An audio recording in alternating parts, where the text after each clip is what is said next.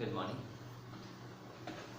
हमने दो समास के जो भेद है, एक अव्ययी भाव समास और तत्पुरुष समास के बारे में पढ़ा है। अब हम लोग देखेंगे कर्मधारय समास। कर्मधारय समास किसे कहेंगे?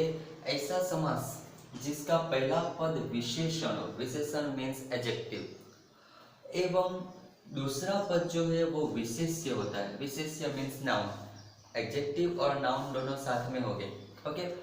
अथवा या तो दूसरी रीते कहेंगे तो पूर्व पद एवं पहला जो पद है एवं उत्तर पद या दूसरा पद, पहला पद या दूसरा पद उपमान उपमेय का संबंध होगा। अब उपमान उपमेय क्या है? तो जिसका कंपैरिजन करना हो, ऐसे वर्ड जो दोनों शब्द ऐसे आएंगे जो एक का एक के साथ कंपैरिजन होगा। जैसे हम लोग कहेंगे कि मीनाक्षी, मीनाक्षी में मी और अक्षी दो शब्द है, तो अक्षी मीन्स आंखें और मीन मीन्स मछली, तो मछली जैसी आंखें जिसकी कंपैरिजन करना हो, ऐसे शब्द को उपमान उपमेय शब्द कहता है। तो उपमान उपमेय संबंध बना जाता है। तो ऐसे जब वर्ड आएंगे तो वो होगा कर्मधारय समास। दूसरे क्या है? तो इस समास में विग्रह के बीच में, जब इस समास के दो पदों को जब हम लोग विग्रह करेंगे, अलग करेंगे, तो उसके बीच में के समान ऐसा वर्ड है जो रूपी में से किसी शब्द का प्रयोग होगा। ये जो तीन शब्द है उनमें से किसी एक शब्द का, ये जो दो वर्ड के बीच में हम लोग उसका प्रयोग करेंगे। जैसे कि यहाँ पर देखिए चरण कमल, चरण और कमल दो वर्ड है, चरण और कमल, ओके। तो चरण कमल में अंदर क्या आएगा कि कमल के समान चरण। चरण कमल मीन्स कि जिसके जो कमल है, कमल के समान चरण, जिसका चरण जो है वो कमल के समान है। तो के समान यहाँ पर कंपैरिजन किया है किसका? चरण का कमल के साथ, उपमेय उपमान का संबंध, ओके। तो ऐसे जब वर्ड आएंगे जिसमें कंपैरिजन हो तो वो कर्मधारय समास कहा जाएगा।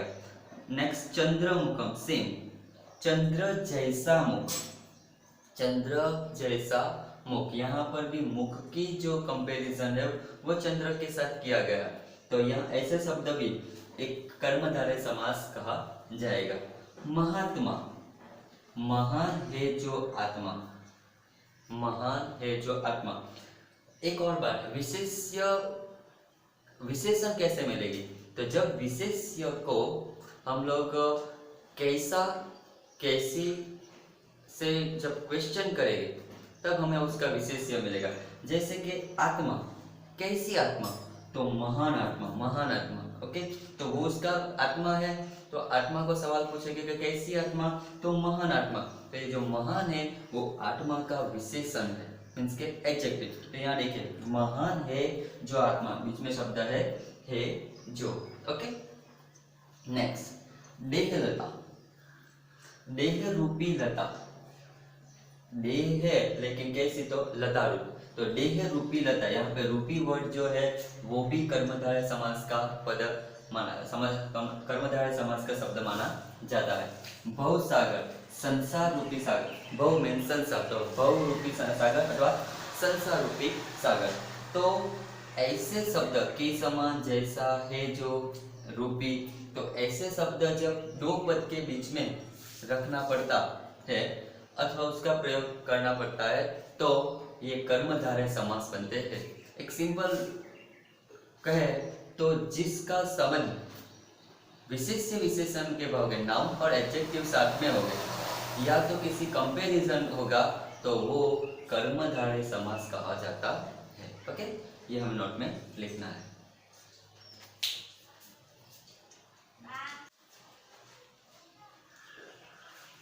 नेक्स्ट जो है वो है बहुव्रीहि समास।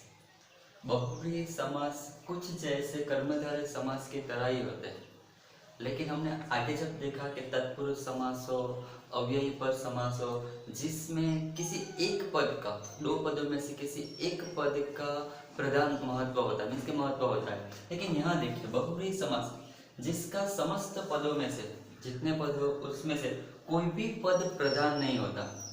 इसमें दो पद आएंगे तो दो पदों में से कोई भी जो पद है वो प्रधान नहीं होगा, मीन्स के किसी भी पद का महत्व नहीं होगा। लेकिन एवं दोनों पद मिलाकर तीसरे पद की ओर संकेत करता है। ये जो दो पद आएंगे वो दो पद किसी तीसरे व्यक्ति के बारे में कहेंगे।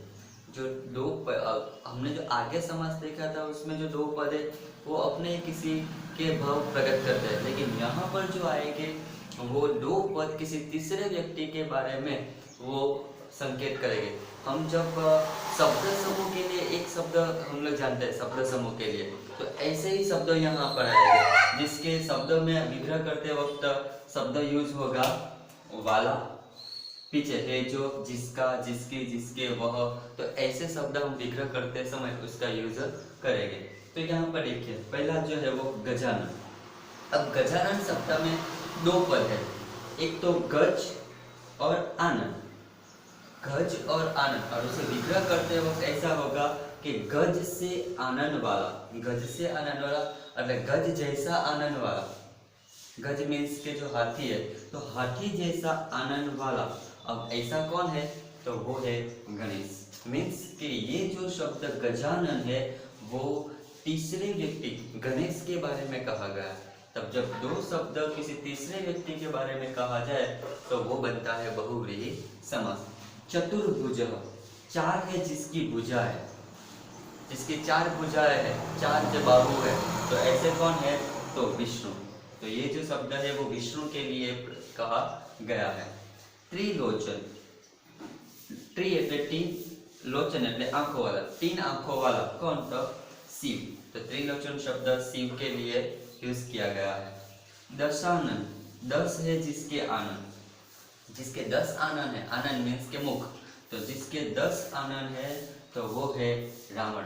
तो रावण के बारे में ये शब्द है। निशाचरः, निशा मीन्स रात और चरः मीन्स के विचरण करने वाले, रात में विचरण करने वाले, जो रात में घूमते हैं उसे कौन कहेंगे, तो राक्षस। तो निशाचर वर्ड जो है वो राक्षस के लिए यूज किया गया है। लंबोदर, लंब लंबा है उदर जिसका, जिसका उदर, उदर मीन्स के पेट, तो जिसका पेट लंबा है वो कौन है, तो गणेश। तो ये जो लंबोदर वर्ड है वो गणेश के लिए कहा गया है। तो ऐसे शब्द जो दो पद अपने लिए नहीं किसी तीसरे व्यक्ति का प्रधान बताते हैं, तो ऐसे शब्द जो है वो बहुव्रीहि समास कहा जाता है। और कुछ उदाहरण, शूलपाणी।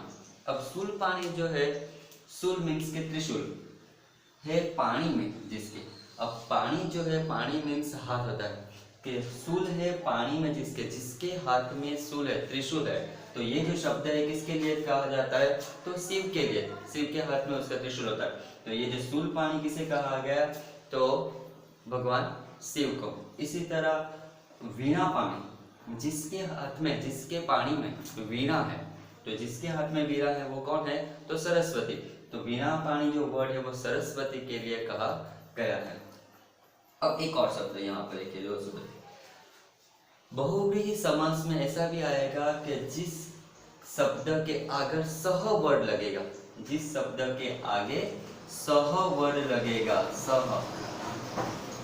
तो यहाँ पर देखिए सबल, जो बल के साथ है वो, जिसका बल है वो, जिसके साथ बल है, सहबल।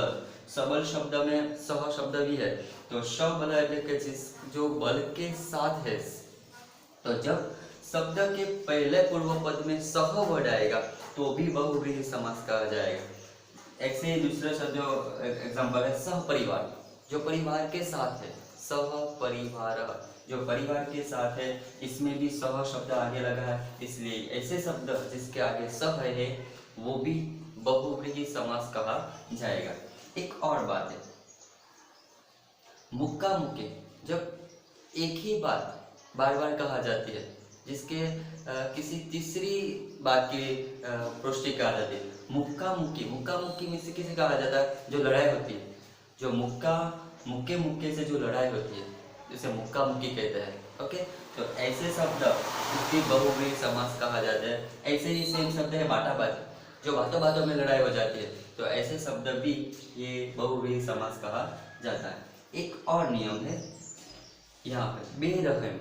अब बेरहम जो है नहीं है रहम जिसका, लेकिन जिस शब्द के, जिस पद के पहला पूर्वोपद उपपद शब्द आएगा, उपपद। ओके, जैसे कि बे, बेर मीन्स के बिना, नीर मीन्स के नहीं। ओके, तो बेर है निर्जन, निर्जन है जहाँ कोई जन नहीं हो, तो ऐसे शब्द के जिसके आगे उपसर्ग आए हो तो वो भी बहुव्रीहि समास कहा जाएगा। इसे कहते हैं प्र आदि बहुव्रीहि समास, जिसके आगे उपसर्ग जैसे शब्द आएंगे वो। ओके, तो हमें फिर से एक बार लिख लेना कि जिसका समस्त पद में कोई भी नहीं प्रधान पद होगा, लेकिन ये तीसरे जो दो पद आएंगे वो तीसरे पद की ओर संकेत करता है। जैसे कि यहाँ हमने लिखा गजानन, चतुर्भुज, त्रिलोचन, दशानन, निशाचर, लंबोदर, जो सभी शब्द है वो अपने बारे में नहीं लेकिन किसी तीसरे व्यक्ति के बारे में कहते हैं, यहाँ पर हम लोग लिख सकते हैं। तो ऐसे शब्द जो है हमने जो कहा कि शब्द समूह के लिए एक शब्द जैसे, तो ऐसे शब्द जो है वो बहुव्रीहि समास बनते हैं। इसी तरह सुलपाणी विरामन, जिस शब्द के अगर सह वर्ड आएंगे तो वो भी बहुव्रीहि समास बनेंगे। जब एक ही बात किसी के बारे में कहा जाती है तो वो भी बहुव्रीहि समास बनेंगे। और सबसे लास्ट में कि जिसके पद के आगे